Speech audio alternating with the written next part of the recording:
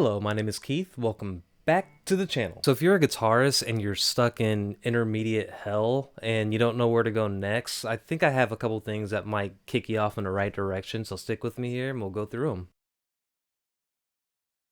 So the first thing I wanted to talk about was the circle of fifths.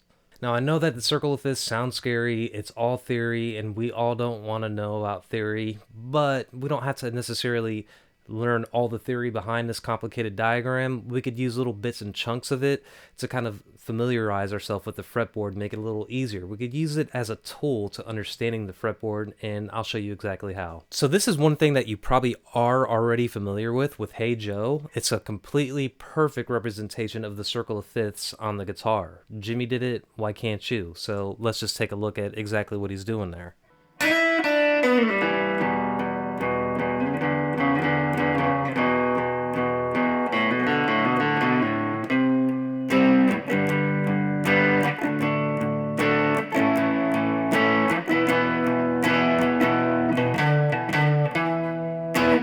Alright, so that right there is a perfect representation of the circle of fifths, and here's why. The chords for this, if you look at that chart, it starts with that C, then it goes to the G, then it goes to the D, then to the A, and it ends on that E. So if you notice, it goes right up from the C, a perfect fifth, all the way up to the E. So again, C, G, D, A, E.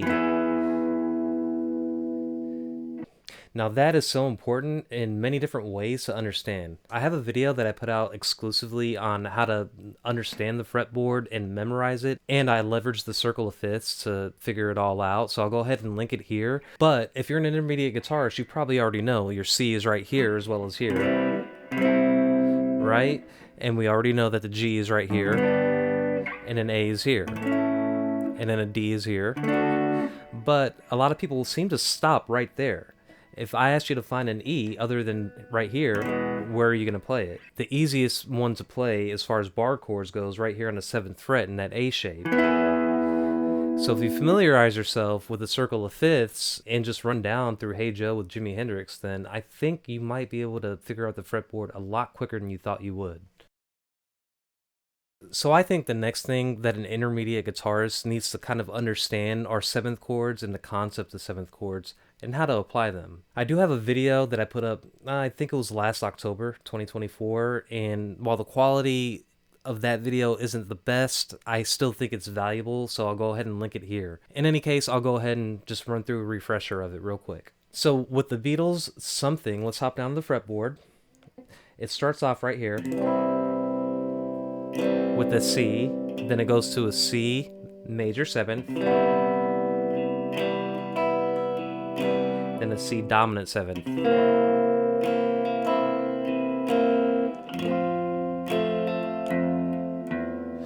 Alright, so how do we get that? How do we know what a 7th chord is? So it's all contingent on you understanding the major scale.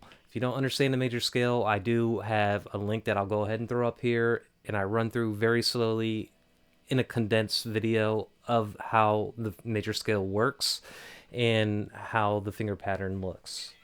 But if we look at the major scale for the C, for example, it's important that you know it. It's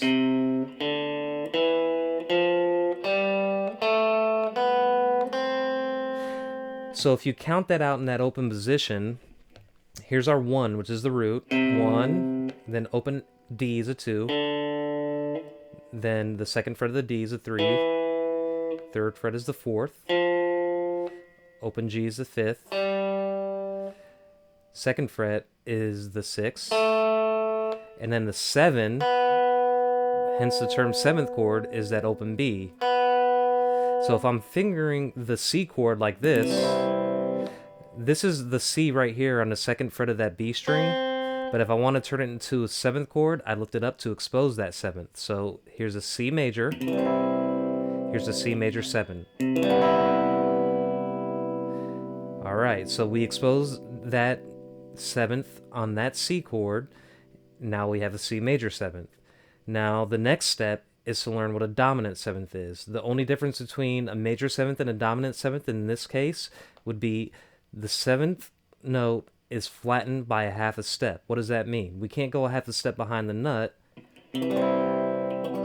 so we're going to compensate for that on the 3rd fret of the G string. That is the flat seventh. So we do the C major seventh, lift up the index finger, and then you hit that 3rd fret of the G string, and then you put your finger right back on that root note on the 2nd fret of the B, and that is a dominant seventh.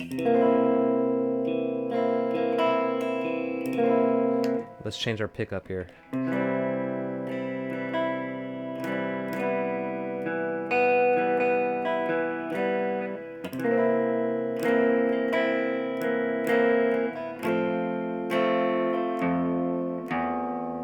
So that is the C7 in open chord format, but let's try it here in kind of a bar chord. So we'll hop down to the fretboard. Where's our 7th here? So we know that right here is our C, the root note. So we take that, the one right before that is the 7th. And then one before that is the dominant 7th, the flat 7th. So just listen, there's something in the way she moves. Da.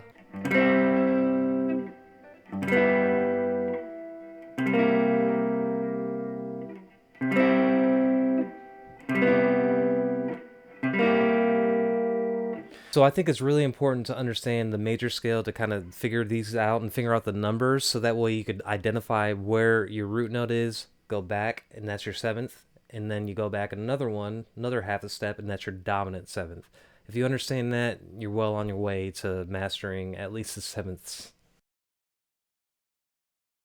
The next thing is scales. I keep on emphasizing scales. In my opinion, the major scale is the most important scale and should probably be everybody's first scale when learning guitar. So I would highly recommend learning the major scale. So let's just run through real quick. The A major scale starts on the A, right? So we're going to do it right here on the 5th fret of the E string. That is our root note. That's 7 notes plus the extra root there. 1, 2, 3, 4, 5, 6, 7. Then back to the root. So that's 1, 2, 3, 4, 5, 6, 7, root. And then if you want to continue going up another octave, 1, 2, 3, 4, 5, 6, 7, root. So that's the major scale if the root note is on your low E string. But what if the root note is an A-shaped bar chord? For example, this D. The root note is on the A string right here on the 5th fret of the A string. That's a D, right?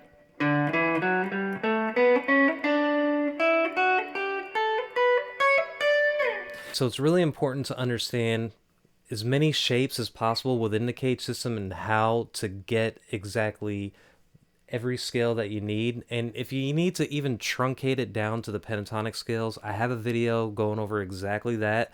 So again, I recommend learning the major scale, gather all of the resources, and you could start with this video here. So the next thing I wanted to hit on was acoustic guitars, right? A lot of intermediate guitarists and even beginners get stuck either playing just an acoustic guitar or just an electric guitar, and they don't dabble in between. I think it's really valuable to be able to play both. Now, there's many reasons why. I mean, you're not going to have an amplifier with you, but you just bring an acoustic guitar with you and you don't need an amplifier, right? And you can just practice. But it's also really good to practice on an acoustic guitar because the strings are thicker, and the more you play that, the more strength you're going to get in your fingers. Now, the downside to that is when you're playing the acoustic and you come back to the electric guitar, you'll tend to overcompensate and you're going to go out of tune pretty quickly, but that is something that you learn to deal with as you go along in between the two. But sticking with that, let's say I wanted to play Jimi Hendrix All Along the Watchtower in the key of A.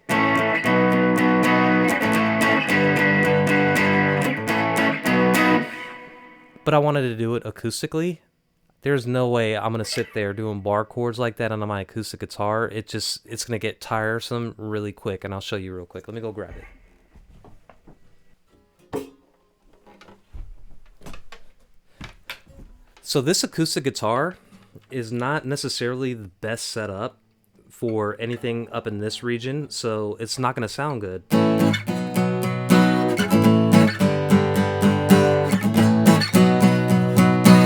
I really have to press down hard to get that to sound decent. But what we need to understand is we don't have to abide by just whatever the tabs say. Let's just look at the chords. That's an A. That's a B. A. G. So how do I translate that into an easier way to play it? Right here. A.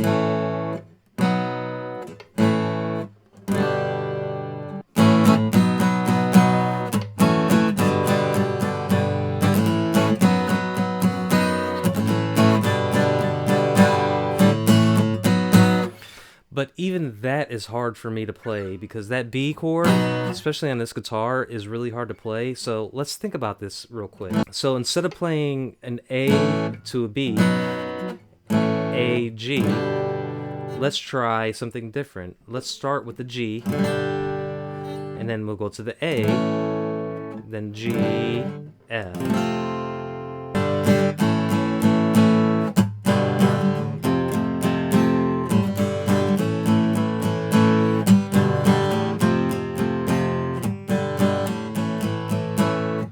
So that's a little easier for me to play. So there are tons of possibilities if you learn how to transpose. So we did a couple things there. We moved everything down from bar chords down here. We figured out it was still hard to play, so we just shifted the chords around to match. As long as you understand the numbers, we could do the same thing and change the key. So speaking of keys of songs, that brings me on to the next subject. So the last two videos I did were about exactly that. Keys of songs and how to make chord progressions for a given key. So if we look at it this way, I'll go ahead and start with the major key real quick, and I'll go ahead and add the link to that video about songs in major keys and how to create chord progressions. But here is the idea. Here's the chart that I put up here. We're going to narrow it down to just 3 different keys, but we're going to look at the G, for example. So what's in the G? I know that the G is the 1, the C is the 4, and the 5 is the D. It's no wonder why most songs that are in the key of G or C or D, they all sound good together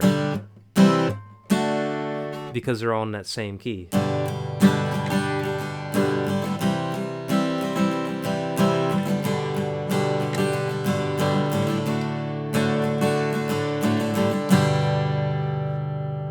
But that's really common and it sounds blah, right? So what if I add the minor? If we look on that chart, again, the minor is the 2. All right, so the 2 is the A minor. So if we go from a G,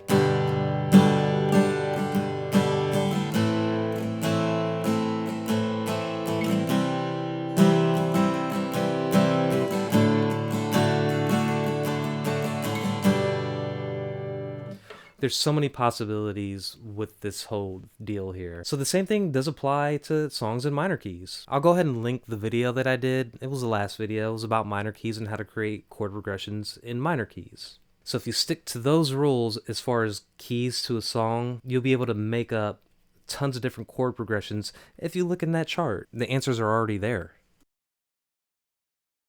Finally, let's talk about transposing, right? One of my favorite bands is The Verve. They have an album called Urban Hymns, which I recommend you listen to. There's a song called The Drugs Don't Work. It's in the key of C.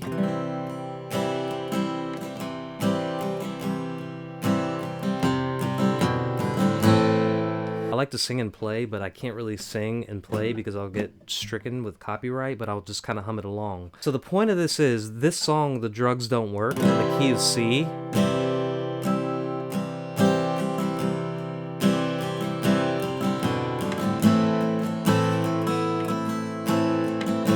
but I really can't sing it.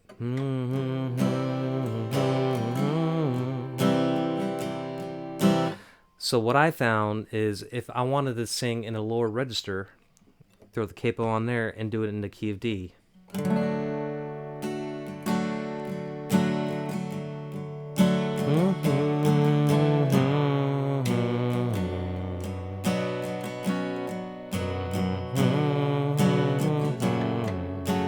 Waiting to drown, this time I'm coming down.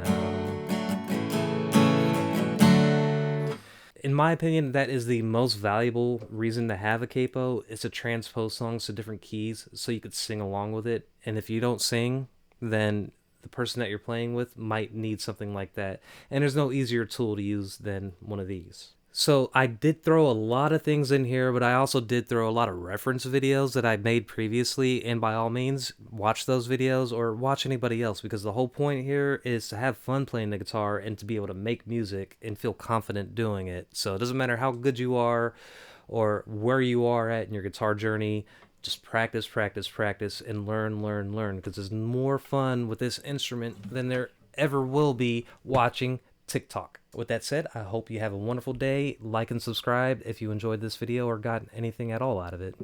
Thanks. Bye. Perfect.